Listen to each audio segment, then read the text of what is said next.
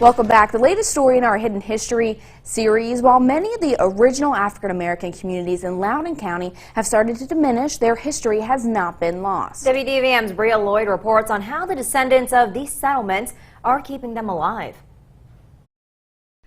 As the Civil War ended, many plantation owners gave portions of their property to freed slaves. Kevin Grigsby is a local author who has documented his family's journey, establishing some of the first African American communities in Loudoun County, including Willisville, St. Louis, and Howardsville. It was more of a matter of economic necessity, because you had a lot of African Americans who, after the war, were leaving the area. Many were going north. It provided, these farmers, slave owners, the opportunity to keep, like their labor base, who now they had to pay.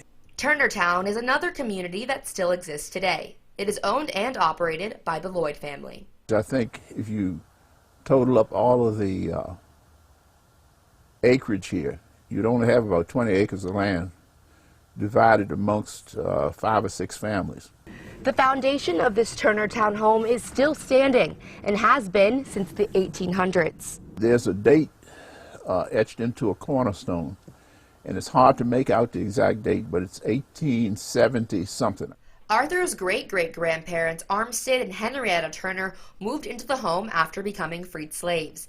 As of today, 7 generations have lived on the Turnertown property. The original Armstead Turner house, the Webb Jackson, what was the Webb Jackson house, it all was incorporated into the Howard Lloyd plot, which has transcended down through my father to my sister Mildred and my brother and I. There are about 45 historical black settlements in the county, and over time many of them have started to fade away. A lot of these, freedmen communities, they don't, a lot of them don't exist, anymore, just in terms of their physical structure. Not a lot of folks may think when you go to Dulles Airport that sits on land that was once a freedmen community. Kevin's grandmother and mother lived in Willisville, and listening to their stories from a young age sparked his interest to learn more about his ancestors. I knew the community somehow was named after my family, but I never knew beyond that, who was the community exactly named for.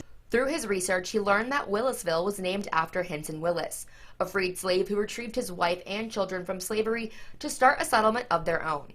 My ancestors, suffered unimaginable horrors during slavery, and they dreamed, which was these communities where they began that journey, that march towards equality.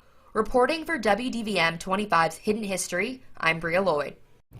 Thank you, Brianna. Both Kevin and Arthur hope that one day these communities will have their own historical markers to help protect and preserve the stories of the settlers. Hidden History is presented by West Virginia University Potomac State College and P&G Tabler Station Martinsburg.